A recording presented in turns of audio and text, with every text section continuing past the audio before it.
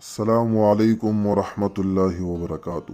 ناظرین کرام، آج ہم سیرت النبوی کے ایسے دلکش واقعے پر روشنی ڈالیں گے جو اس بات کا ثبوت ہے کہ ہمارے پیارے نبی حضرت محمد مصطفیٰ صلی اللہ علیہ وسلم نبوت کے اعلان سے پہلے بھی اپنے قوم میں کس قدر معتبر، صادق اور امین تھے۔ یہ واقعہ خانہ کعبہ کی تعمیر نو اور حجر اسود کی تنصیب سے متعلق ہے۔ صدیوں پہلے حضرت ابراہیم علیہ السلام اور ان کے بیٹے حضرت اسماعیل علیہ السلام نے اللہ کے حکم سے خانہ کعبہ کی بنیاد رکھی تھی۔ وہ گزرنے کے ساتھ ساتھ کعبہ کی عمارت بوسیدہ ہو چکی تھی۔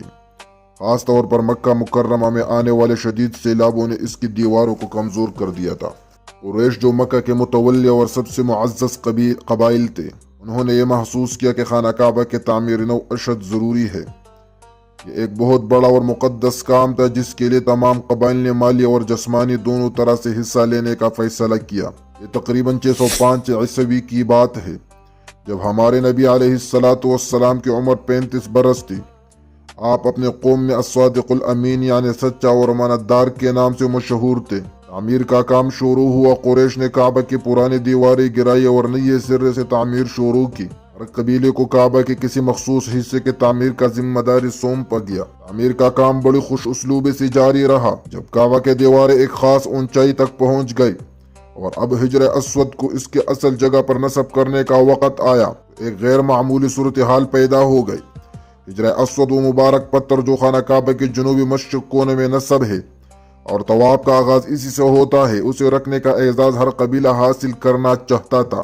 یہ محض ایک پتھر رکھنے کا معاملہ نہیں تھا، بلکہ یہ قریش کے لیے عزت، وقار اور روحانی شرف کی علامت تھا۔ بنو ہاشم، بنو امیہ، بنو مخزوم، بنو عبد الدار اور دیگر تمام بڑے قبائل کے سردار اس سعادت کو حاصل کرنے کے لیے آمنے سامنے آ گئے۔ ہر ایک کا دعویٰ تھا کہ یہ اعزاز صرف اس قبیلے کو ملنا چاہیے۔ یہ اختلاف اتنا بڑا کہ لفظی جنگ شروع ہو گئی اور پھر نوبت تلواروں کی نوک تک جہاں پہنچی۔ کئی دنوں تک یہ تنازع جاری رہا اور مکہ میں خانہ جنگی کا خطرہ منڈلانے لگا۔ ہر کوئی پریشان تھا کہ اس سنگین مسئلے کا حل کیسے نکلیں گے۔ اس انتہائی کشیدہ صورتحال میں قریش کے سب سے بزرگ، دانا اور محترم شخص ابو امیہ بن مغیرہ مخزومی نے ایک تجویز پیش کی۔ انہوں نے کہا، اے قریش کے لوگوں، اپنے اس تنازع کو حل کرنے کے لیے ایک آسان طریقہ اختیار کرو۔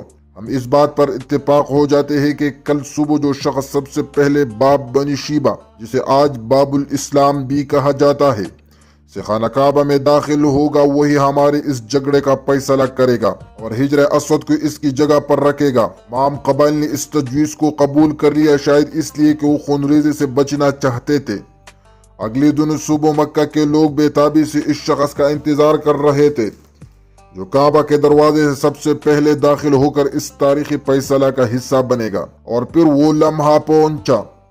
جیسے ہی سورج کے پہلے کرنے پھوٹے، باب بنی شیبہ سے سب سے پہلے جو ہستی داخل ہوئے وہ کوئی اور نہیں بلکہ محمد بن عبداللہ صلی اللہ علیہ وسلم تھے۔ جیسے ہی لوگوں نے آپ کو دیکھا، ان کے چہروں پر خوشی کی لہر دوڑ گئی اور سب ایک آواز پکار اٹھے، تو محمد ہے، یہ تو الصادق الامین ہے، ہم ان کے فیصلے پر راضی ہیں۔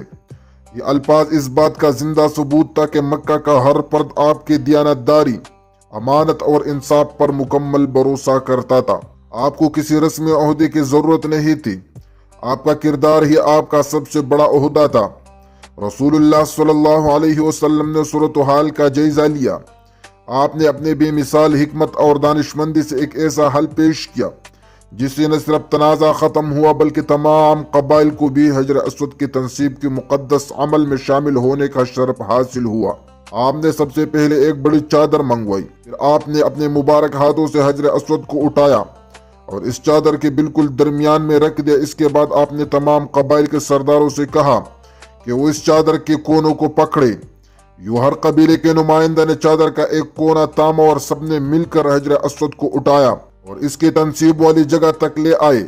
یہ منظر کتنا خوبصورت رہا ہوگا، جہاں چند لمحے قبل تلواریں نکل چکی تھی، وہاں اب ہر قبیلہ یکجا ہو کر ایک ہی مقدس مقصد کے لیے کام کر رہا تھا۔ جب حجر اسود مطلوبہ اونچائی تک پہنچ گیا تو رسول اللہ صلی اللہ علیہ وسلم نے خود اپنے دست مبارک سے حجر اسود کو اٹھایا اور اسے خانہ کعبہ کے دیوار میں نصب کر دیا۔ یہ عمل آپ کے لیے ایک عظیم شرف تھا اور تمام قبائل کے لیے بھی باعث اطمینان۔ اس دانشمندانہ فیصلے سے نہ صرف قریش کے قبائل کے درمیان ایک بڑی اور خونریز جنگ ٹل گئی، بلکہ سب کے دل میں سکون اور آپس میں بھائی چارہ بھی پیدا ہوا۔ ہر قبیلے کو یہ اطمینان ہوا کہ انہیں بھی اس مقدس کام میں حصہ لینے کا موقع ملا ہے۔ یہ واقعہ رسول اللہ صلی اللہ علیہ وسلم کی نبوت سے قبل ہی ان کی غیر معمولی قائدانہ صلاحیتوں، حکمت، عدل اور لوگوں میں آپ کے مقبولیت کی ایک روشن دلیل ہے۔ یہ ہمیں سکھاتا ہے کہ کسی بھی بڑے تنازع کو طاقت کے بجائے حکمت اور تدبر سے حل کیا جا سکتا ہے۔ سچائی اور انصاف پسندی وہ بنیادیں ہیں جن پر ایک کامیاب اور قابل اعتماد شخصیت قائم ہوتی ہے۔ مشترکہ مقاصد کے لیے باہمی تعاون کس طرح بڑے سے بڑے مسائل کو بھی حل کر سکتا ہے۔ کسی بھی رسمی عہدے سے زیادہ اہم کردار اور اخلاق کی عظمت ہوتی ہے جو لوگوں کے دلوں میں آپ کے لیے احترام پیدا کرتے ہیں۔ ناظرین کرام، یہ واقعہ سیرت النبوی کا ایک ایسا حسین باب ہے جو رہتی دنیا تک ہماری رہنمائی کرتا رہے گا۔ یہ اس بات کا پختہ ثبوت ہے کہ اللہ تعالیٰ نے ہمارے نبی کریم صلی اللہ علیہ وسلم کو بچپن ہی سے ایسے اوصاف حمیدہ سے آراستہ کر دیا تھا جو نبوت کے عظیم منصب کے لیے ضروری تھے۔